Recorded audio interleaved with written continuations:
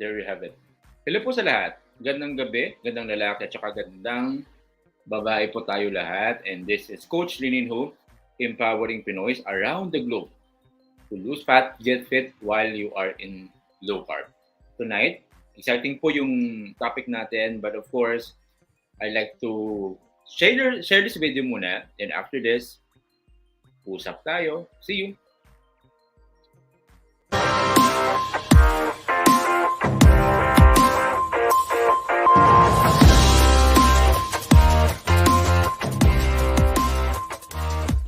Three, two, one.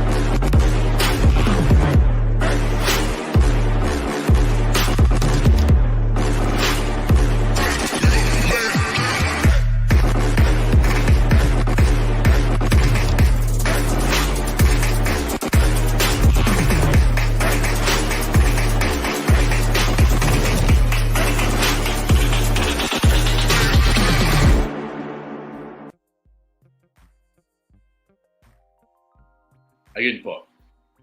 Let me know where are you tuning from so that I can recognize you again.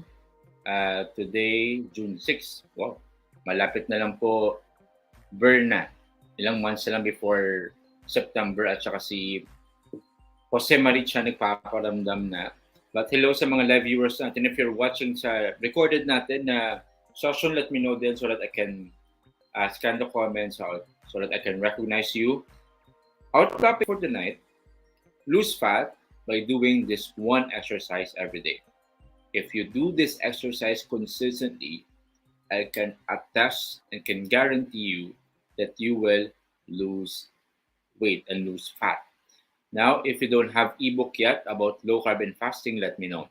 Share this video and you will have your ebook completely free. If you need your ebook sa Workout Naman and your goal is to be fit, share this video and you will have your workout ebook completely free. If you believe in our campaign, Make Philippines Healthy, tulungan po natin na spread yung mensahe natin. And I appreciate if you can share this video kasi in that way po na tumataas yung algorithm. Doon po nire-reward ni Facebook yung mga videos na may mga interaction. So, thank you po for that. And of course, this is a quote from Emerson, Ralph Waldo Emerson. What lies behind us and what lies before us are tiny matters compared to what lies within us. Would you agree with me that exercise, workout, is 90% emotional, mental than physical? Right? When you work out, when you exercise, it's more of working out here. Because those who can sustain it are the ones who are been trained mentally and emotionally. The same thing with all areas of life, I'm sure. Sa sportsman yan, sa family, the ability to sustain a habit is not just about being strong physically. It's about being strong here. That's why I hope we can shed light dun sa tips natin sa exercise at also yung emotional at saka mental na aspect. Hello to you, Ma'am Cabs. Great to see you, Ma'am Cabs. As always, as well si Ma'am Evelyn Divina. Great to see you. At saka si Samson Delphine, si Donna Marie, good evening sa iyo. At saka sa pari natin, nakakasal lang. Kakasal lang pala. So, Aljun, congratulations. God bless you. To your amazing, all the best and God's best to your amazing wife and to your family. Na I'm so happy na kanina nag-swell ako, nakita ko yung wedding picture mo. So, ganda. Sige. Okay. Pakita ko maya yung tracker ko. Sige, may reason yan bakit 3,171 yan. Okay. First and foremost, why are we gaining fat? Why are we gaining weight? And that's the usual concern and problem, not just here in the Philippines, but it's a pandemic. It's happening all around the globe. And when we talk about yung gaining weight, parang ano siya, it's happening to most of the adults. And then, why is that? It's easy for us for our body to store fat, di ba? But it's hard to let it go or hard to lose fat, di ba? It's easy to gain weight, but it's hard to lose fat. Of course, there are factors concerning about gaining fat. First and foremost, you could add yung lifestyle natin, especially if you're working now. Nag-transition na po tayo sa agricultural industrial age wherein people are moving, laboring. Grabe po yung papawis upang makasurvive. Ngayon, of course, technology, office, sedentary mostly yung work natin. That is why yung rate ng obesity at saka overweight tumataas every year. It's increasing every year. You could add to that as well yung food natin. Yung food natin ngayon, it's addictive. High fat, high carb, and especially carbs, addictive siya. So the reason why most sa mga items sa grocery, high carb, kasi that's the quickest way to repeat sales. If you are in the food industry, most businessmen know na the quickest way para bumalik yung client mo or yung customer mo is bigyan mo siya ng something na magpapakrave sa kanyang brain. And that's we know about the tendency of high carb diet kasi it will crave, your brain will crave for more. Alright? And then you could add to that genetics. Okay? Also, you could add to that yung nasanayan natin na lifestyle with our parents, yung mga passed on na lifestyle. I remember yung lifestyle na naman ako from my grandma kasi there was a time na nagstay ako sa lola ko for many years. Ang kinakain niya, there were many times nakita ko siya, kinakain niya rice with Milo at saka Bear Brand na powder. Okay. So nakita ko yun, and then eventually, out of nowhere, kinapi ko yun. Yung rice with Milo at saka yung Bear Brand na powder. So if you could look at that diet, where's the protein? Where's the micronutrient? So very limited. So yun yung mga pass on na lifestyle. Now, before I talk about that one exercise that will help you lose fat, this exercise will only work if given na you are in a calorie deficit. Meaning to say, yung kinakain mo is less than what you consume. Okay, yung calories which we get from food less than what we consume.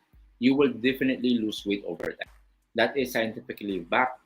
That's proven by science. Kahit ano pang diet yan, as long as consistent ka na calorie deficit, you will definitely lose weight over time. Pangalawa, yung kinakain mo, nutrient dense. Okay, so we're not just saying na as long as calorie deficit ka, effective. Kasi you have to deal then with other factors such as yung cravings, yung stress, yung sleeping pattern. So as much as possible, nutrient dense din siya. So we talk about protein last time, we talk about micronutrients last time. And then it's very important to note as well na yung body composition natin, how does our body look like, is shaped and defined by what we eat. 70 to 90% of how our body looks like is defined by the amount of food that we eat and consume. Okay? So the question remains, what is that exercise that will help you lose fat? Ano po yung isang exercise, if you were to choose, of all the workouts in the world, of all the exercises in the world, what is that one exercise that will help you lose fat if you do this every day? Okay, the simplest answer is this. Okay, huwag kayong mabigla. Huwag atakihin sa puso if I reveal na the answer. The answer is walking. Okay, before you explode or maybe may mga disagreements, let me explain why. The best exercise is the exercise that is sensible, simple, at saka sustainable. Simple, sensible at saka sustainable. When you say sensible, it's backed by science. It's evidence-based. Simple, of course, hindi siya complicated. You can do it. Anyone can do it. Sustainable, you can do it over time. Okay. Now, uh, yung you may want to ask, anong difference ng walking sa cardio? Okay. Walking could be a form of cardio, pero usually when we think of cardio, we think of running, tama? So yung walking is different from yung running is different from walking. Okay, that's clear, yeah? So I'm talking about walking as the best exercise to lose fat. Okay, so ito po yung principle. Bakit hindi workout at saka hindi running? Okay, first and foremost, let's compare walking sa running. Yung running po, kunwari, yung weight mo is 170 pounds. Okay, though most likely if yung height mo is 5'7", most likely overweight ka. Okay, close to obesity na yan. And then if you run, kunwari 6 miles per hour, yung parang running na pacing yan, yung 6 mph, yung mababurn mo na calories is around 12 calories per minute. 12 calories per minute. And then if you multiply that to 30 minutes of running, that will give you 360 calories na nababurn. Okay? So you multiply that kunwari sa consistent ka. Like for the entire month, 30 days. Okay? Nag-jogging ka 30 minutes. Yung mababurn mo na calories in 1 year, okay, it's around 56,160 calories. Okay?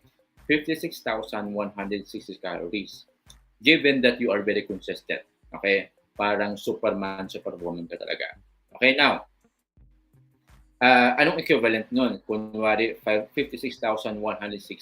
Oh, kind of complicated siya, no? But kung i-simplify natin, yung 1 pound of fat, yung equivalent niya is around 3,500 calories. So meaning to say, okay, if nag-burn ka ng 160 na calories, yung mababurn na fat sa'yo in a year is around 16 pounds. 16 pounds na malulose mo na fat. Given that you are very consistent. Now, this will only work if you are very, very consistent, number one. Number two, if you won't have any pain, especially sa knees mo, if you are extremely consistent, you're running very, very fast and consistent, most likely there will be stress at saka pressure yung sa knees mo. So, the question is, can you sustain that? Pangatlo, every time you run, it will also affect yung hormones mo sa cravings at saka sa ghrelin. Okay, so ghrelin is the hunger hormone. Tells you to eat. Okay, so that's the purpose of ghrelin. Now, yung running, yung impact niya sa'yo, especially after you run, yung cravings mo, matitrigger siya most likely. But it also depends on your training din at saka yung preparation mo. So that's the other factor that you want to consider. Okay, so the other thing that you want to consider as well, yung running, since intense siya, high intensity po yung running, tama? It will also require a lot of willpower, a lot of energy then at the same time. Correct? How about if you're overweight or obese? Okay, you will also deal with numerous muscle pains. Diba? So, the short answer is, yung running for every day for the rest of the year is not sustainable, honestly speaking. Few people could execute that if you look at the numbers. Correct? So, again, going back, what is the best exercise? It should be sensible, simple, at saka sustainable. For me, sa opinion ko lang, yung running every day is not sustainable. Yes, it's sensible. It may be simple for some, but for others, it's not simple. So 50-50 tayo sa simplicity, but sustainability is not sustainable. Correct? So, going back, why walking? Okay? Why walking? First and foremost, yung walking is different from training. Yung walking is different from training, especially yung resistance training. Yung walking, you are built to move. We are built to move. Our system, we have the clue actually. The best way to know kung para saan yung purpose ng katawan natin, actually our creator has given us the clue how to take good care of our body. If you look our system, it's very very very interesting. Yung katawan natin, take a look, meron siyang 360 joints. Okay? Anong purpose ng joints? 'Di ba? For mobility, for flexibility. Meron tayong 700 skeletal muscles. What's the purpose? It's for movement, fluid movement. That's why you can move. You can have this kumbaga capacity na mag-stand up straight even though may gravity. 'Di ba? Gravity pulls us down. But even though may gravity, yung katawan natin can able to stand up. Tama? Also, we have our nerve system. May mga blood flow tayo. And yung blood flow natin depends entirely on our movement. So, it is clear that we are made to move. Now, ano yung rationale or yung reason why yung walking is sustainable, simple, at saka sustainable, simple, at saka sensible? Now, let's say given the same person, kanina yung example ko is 170 pounds na nagka-cardio, correct? Ngayon, let's use that the same example. 170 pounds siya. Tapos yung program niya is walking lang. So, yung walking is around 3 mph, 3 miles per hour. So, yung pacing is chillax lang, correct? So, yung mababurn na fat per hour is 200 calories. Okay? 200 calories per hour ang mababurn. Okay. Now, if you multiply that 3 hours per week, kunwari 3 hours per week ka na walking na intentional, that's 600 calories per week. Okay? Sulit na, 600 calories. Now, you multiply that to a year. Okay? So, yung mababurn mo, okay, over 52 weeks, kunwari, will be 31,200 calories.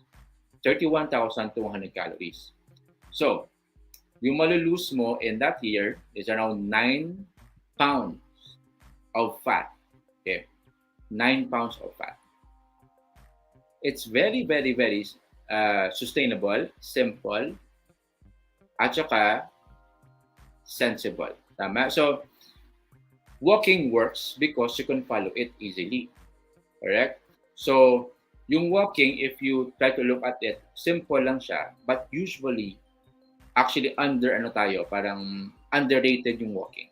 Di siya nabibigyan ng pansin, especially with the nature of our work right now. Kanina, ipapakita ko sa inyo ngayon, kasi today, medyo loaded tayo sa work natin dito, sedentary sa laptop. So yung goal ko is 12,000 steps.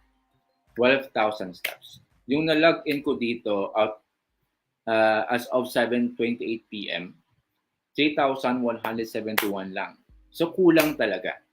Kulang talaga. So paano to maging sustainable? Okay, there are ways on how to do it. Now, my recommendation is your goal should be around 10,000 steps a day. Okay? 10,000 steps a day.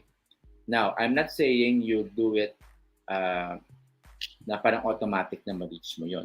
No. You do it gradually. Every day, yung movement natin po, we have to track it. Okay? Kagaya ng going to your work. Okay? That also counts. For example, morning work. So that also counts. Yung doing chores, going to the bathroom. So yung mga simple na mga activities that also add up. So, but given our lifestyle, kasi yung work natin, less of walking na siya eh. 'Di ba? Mostly yung mga nature ng work natin, work from home. So, this is my recommendation for us to achieve 10,000 steps. You start muna with 3,000 steps this week. Okay? This week, 3,000 steps. then progressive overload lang. When you say progressive overload, you progress over time. So pagka next week naman, go for 8,000 up until ma-reach mo yung 10 to 12,000 steps in less than a month, the goal. Okay? So, paano mo to siya ma-reach? Okay, number one, you should download yung mga step tracker. Okay? Step tracker. Yung sa akin, meron sa MyFitnessPal at saka merong daily step tracker na app. Okay, it's free.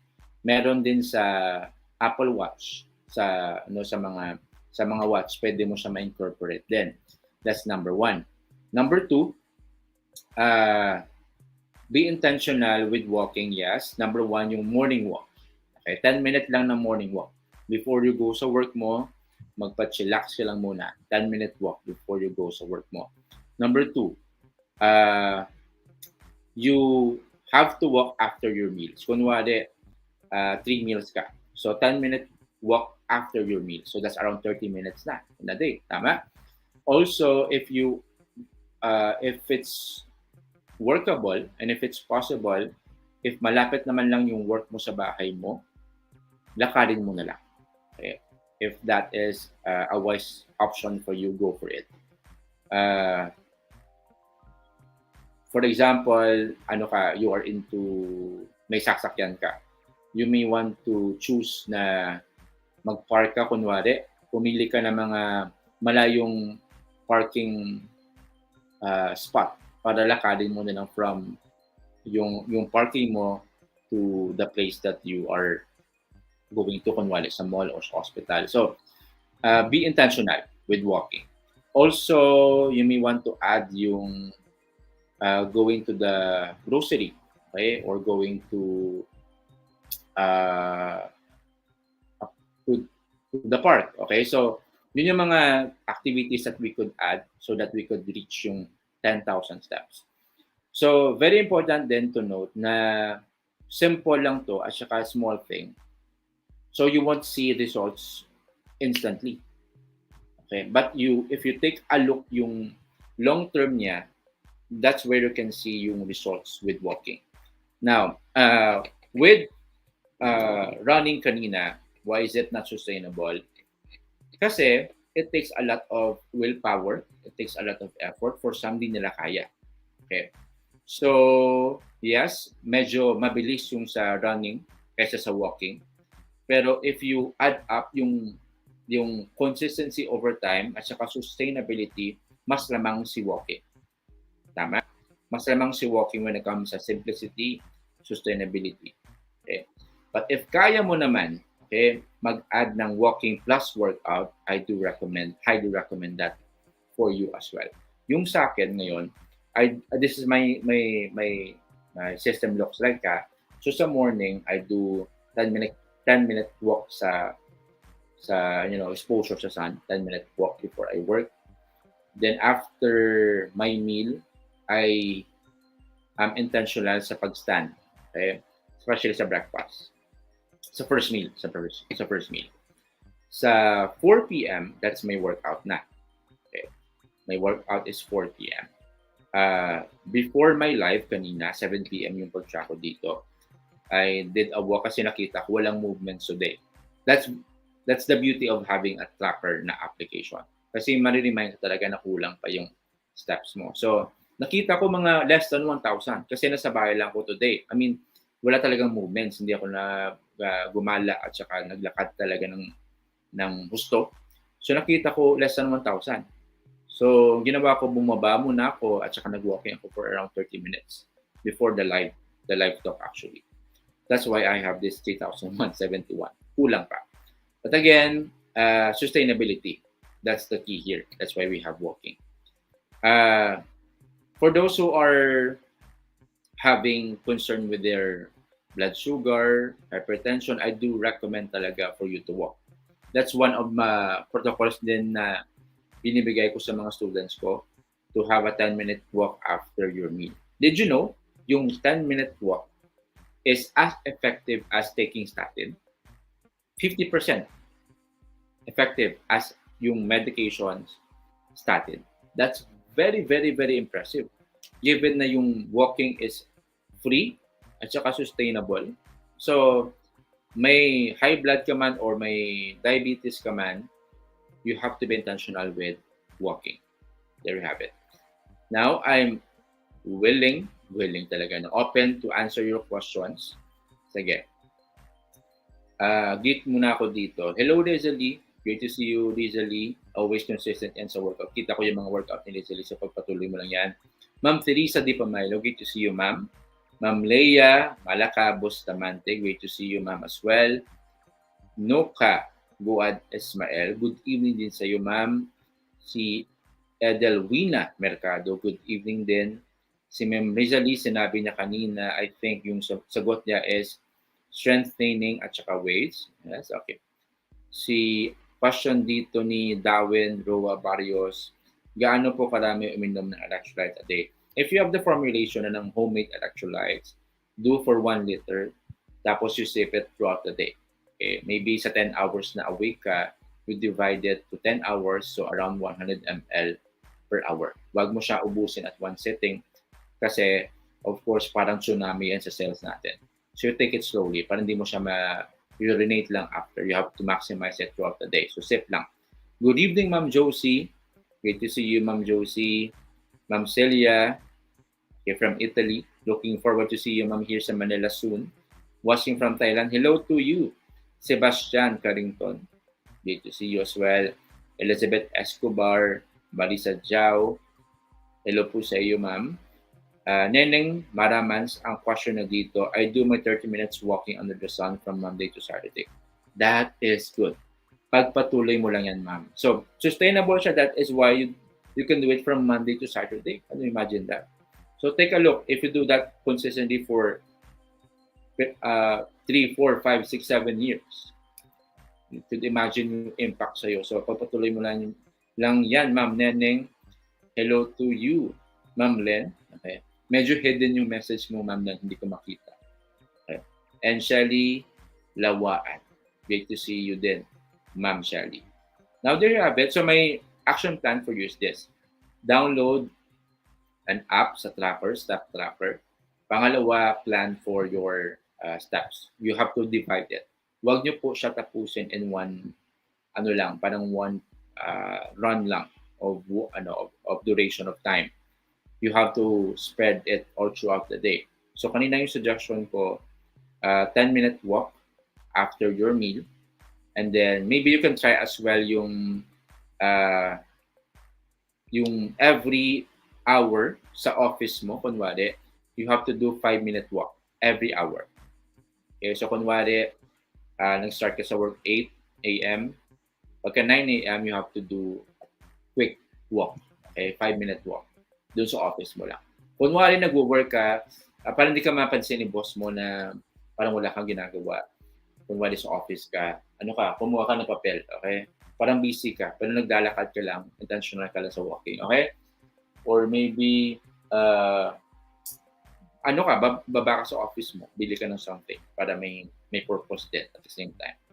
Okay, there you have it. So, it's very clear na the best workout for you is the one that you can follow. Basic is magic. Actually, yung basic, yun yung mga most neglected. Yung walking is underrated kasi we feel na small thing lang siya. It won't give you the results that you want. But over time, if you look at the big picture, walking is very, very, very effective. So go for that, plan for it, and looking forward to see your best you. Again, I'd like to invite you as well sa upcoming natin na, okay, I'd like to announce this pala to you. Okay, this is good news, by the way. Worth Again Academy is in partnership with Child Hope Philippines. Yung Child Hope Philippines, yung mission niya is to not just to feed yung mga street children, but also to provide medical care at saka education for them. So, yun po yung vision ng Child Hope. So, with your purchase Worth the Grind shirt, you are supporting the initiative to help the street children through Child Hope Philippines. Yun po yung partner organization natin, partner charity. Yung Worth the Grind shirt, shield po yung design niya, fit po siya, at saka comfortable cotton shirt po siya. At saka yung partner natin sa printing is Transfer It. So thank you, Transfer It, Makati branch. you could be part of the campaign. Message me if you want to purchase this one. Okay. So, kilala nyo to. Ang poging-poging si Coach Daniel. So, model natin yan. At ito si Coach Gisela. Okay. Model din natin. Okay. Black at saka white po yung shirt natin. So, simple lang pong design. Okay. At saka cotton po siya. Okay. And then, okay, dyan, ayun po yung shirt natin. Campaign fundraising po natin yan. If you want to be part, message me. Sa meet and greet natin sa June 11 dito sa Makati, I'm happy to announce then we have around less than 5 slots left. Konting na lang po. So, if you want to chill and have conversation with us and to enjoy Japanese cuisine, let me know. We have last 5 slots left. And then, all right, for those who want a one-on-one coaching, if you need a guide with your nutritional plan, with your meal plan, at saka with your workout, we have slots left for one-on-one coaching. So, if you want me to help you with your goal, if you don't want to go through yung trial and error na ano bang bagay sa iyo, ano ba yung pagkain na para sa iyo, you may want to consider one-on-one coaching. So, willing to help you. Our coaches are willing to help you. Message me and we could help you reach your health goals. Again po, this is Coach Nino. Linin ho yung screen name natin. But yung real name ko is Nino. Okay, so batawagin nyo ako Coach Nino because that's my screen name dito sa coaching. And then, my mission is very simple. Empowering Pinoys around the globe to lose fat, build muscle, and get fit in low carb. There you have it. Okay. There you have it. Okay. See you po sa Saturday, Ma'am Shelly. Okay. Looking forward po to see you personally. Question dito ni Coach Daniel, effective din ba pampalose weight ang Heartbreak Coach? Sa mga nakilala ko na kagagaling lang sa Heartbreak, effective siya. Kasi yung moving on process, hindi na sila kumakain, stress, hindi na natutulog. So, yung mga ganong bagay usually would trigger yung disruption sa weight mo. So, but Coach Daniel, wag mo nang dagdagan. Okay, tama na yung nangyari sa'yo. Hello, Coach Andrew. Okay, as always, thank you I'm sure si Coach Andrew yung mga very generous natin na supporter kasi always sinishare niya yung live ko. So, thank you, Coach Andrew. Sige, pag single, white, pag couple, black. Okay, sige. Coach Daniel talaga. Okay. Effective yan, Coach Shell, walang ganang kumain. Kapag heartbreak ka. Okay. Okay, you're welcome, Ma'am Elizabeth. Okay. There you have it. Okay. May question dito. I'd like to answer this one. Medyo overtime na tayo. I really want to answer your question, Ma'am Dana Nonar. I want to answer this. Message me directly so that I can give recommendations then. But if may question ka sa hypertension, send us po yung diagnosis ng doctor nyo para let's see what we can help. Okay? Yung recommendations din from your doctor din. Okay? So, there you have it. Thank you very much again for tuning in sa munting palabas natin dito sa live. So, yes, there you have it. Okay, may comment pa dito si Coach Andrew. Dapat meron red para kung in love red. Okay. For sure, bibili to si Coach Andrew ng kulay pula. Kasi in love sa away. Okay. So, there you have it. Thank you din to you, Ma'am Cabs. Okay. There you have it. Thank you very much again for staying. God bless you and enjoy the rest of the evening. Bye-bye.